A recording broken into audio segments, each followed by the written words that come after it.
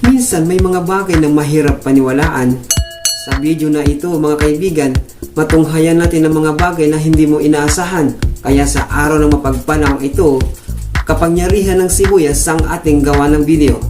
Assalamualaikum warahmatullahi ta'ala wabarakatuh. Dahil sa nakakamanghang sangkap na ito para sa pagkain, ay napausisa akong alamin kung paano ito nagsimula o natuklasan.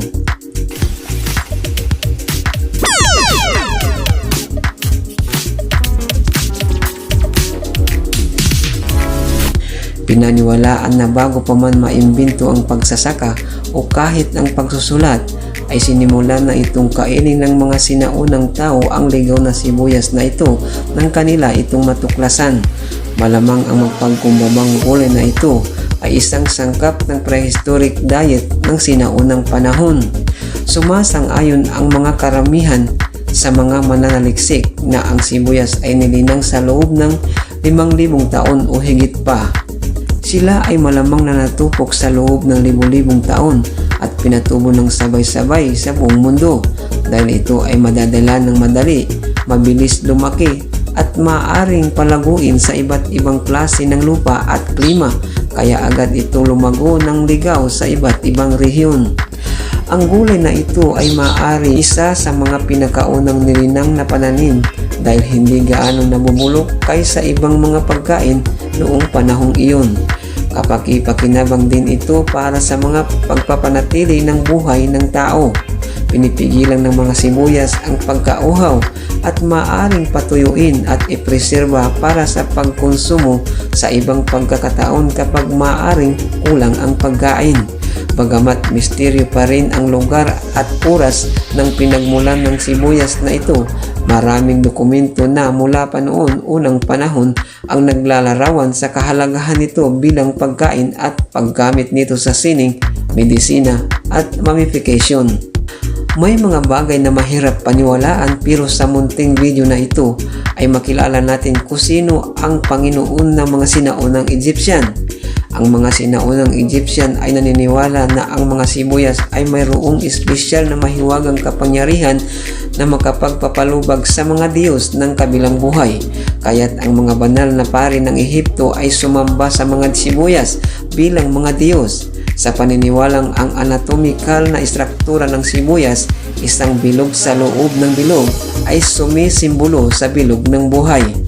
Bagamat hindi alam ng mga arkeologo at botanist ang eksaktong oras at lugar kung saan unang nilinang ang mga sibuyas, naglalarawan sa nakasulat na ito ay unang lumaki ang sibuyas 5,500 taon na ang nakalilipas sa gitnang Asya. Ang iba pang pagsasaliksik ay nagpapahiwatig na ang mga sibuyas ay unang lumaki sa Iran at West Pakistan. Ang sibuyas ay isa sa pinakamahalagang handog sa libingan para sa mga unang Egyptian. Natagpuan ng mga arkeologo ang mga pintura ng mga ito sa loob ng mga pader ng piramid sa mga libingan ng lumang kaharian at sa bagong kaharian. Ang painting ng mga sinaunang Egyptian ay nagpakita rin ng mga larawang ng mga pari na may hawak na sibuyas sa kanilang mga kamay o sa mga altar na natatakpan ng mga ugat o dahon ng sibuyas. Natuklasan din ng mga arkeologo na ang sibuyas ay isang mahalagang bahagi ng proseso ng mummification. Ang mga nahukay na mummies ay madalas na naglalaman ng mga sibuyas sa mga pelvic region, thorax, tainga at sa harap ng mga collapse na mata. Isinasaalang-alang kung paano sila tinitingnan ng mga sinaunang Egyptian at kung paano nila ginamit ang mga ito sa mga seremonya ng paglilibing. Naniniwala ang mga Egyptologists na itinuturing ng mga sinaunang Egyptian ang mga sibuyas bilang may mahiwagang kapangyarihan na maaaring bumuhay sa mga patay. Habang sa mga Buddhist, Jain, Orthodox Brahmins at Hindu widows, ang sibuyas ay ipinagbabawal na gulay dahil sa masangsang na amoy nito at sa kakayahang pasiglahin ang mga pandama. Para sa mga Budista, partikular ang Buddha, ay tila ipinagbabawal ang pagkonsumo ng mga sibuyas dahil maaari itong gumawa ng mga hormon at maaring negatibong makaapekto sa atay na parehong hantong sa kawalan ng kakayahan ng isang tao na mag-concentrate. Sa mga sinaunang Romano naman, ay naniniwala sila na ang mga sibuyas ay maaaring magbigay ng lakas na katulad ng mga Diyos. Kaya naman ang mga gladiator ay nakikipag-usap sa mga sibuyas bago pumasok sa arena para makipaglaban. Ang mga benepisyo nito pang-agham, pinapatibay nito ang panunaw, pinatataas ang paggawa ng simen, kaya uminom na kayo ng katas ng sibuyas o juice nito para makapag-produce kayo ng maraming simen kung ang pakiramdam nyo ay kulang kayo sa similya. Tinutunaw din ng onion juice ang klima, kaya para matunaw ito, nararapat na uminom ng juice na sibuyas. Naglilinis din ito ng tiyan, binabawasan ang kolesterol at ang triglyceride. Ano nga ba itong triglyceride? Ang triglyceride ay isang ester na nabuo mula sa glycerol at 3 grupo ng fatty acid. Ito rin ang mga pangunahing sangkap ng mga natural na taba at langis, at ng mataas na konsentrasyon sa dugo ay nagpapahiwatig ng isang mataas na panganib ng stroke.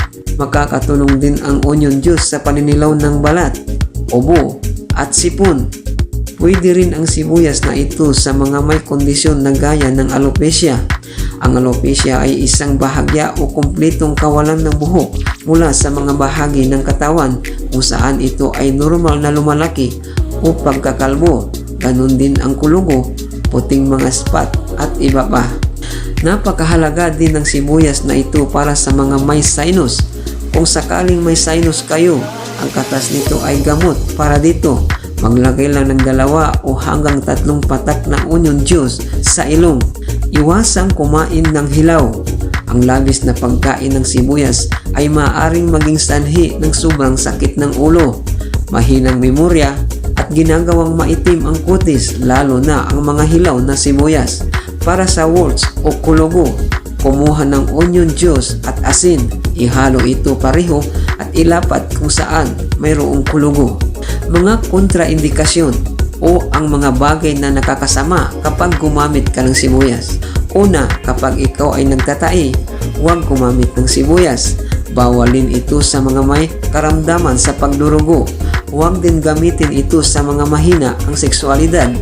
Habang pinaalalahanan naman ang mga pumupunta sa masjid na hindi dapat kumain ng sibuyas. Ang modern science at hadith tungkol sa sibuyas.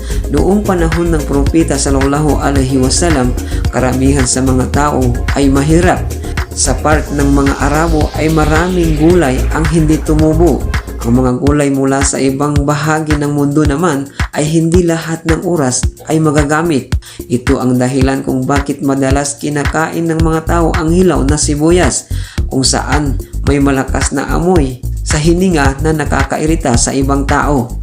Kaya naman ang propeta sallallahu alaihi wasallam ay kabilin-bilin ng huwag kumain ng hilaw na sibuyas maliban kung kainin ng lutong pagkain, lalo na kung papasok sa masjid o malapit dito, dahil sa masjid ay may mga anghel na naiirita din sa amoy nito.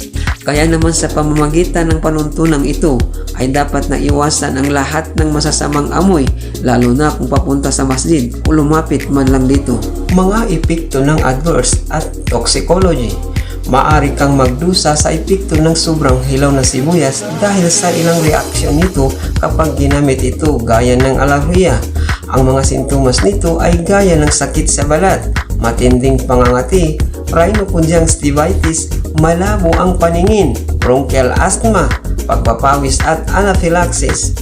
Ang pagkalason ay sanhi ng sulok-size na naroroon sa mga hilaw na sibuyas na nagdudulot ng paglunok na nagreresulta sa anemia, sanhi ng pagbaluktot at pagkalagot ng mga pulang selula ng dugo.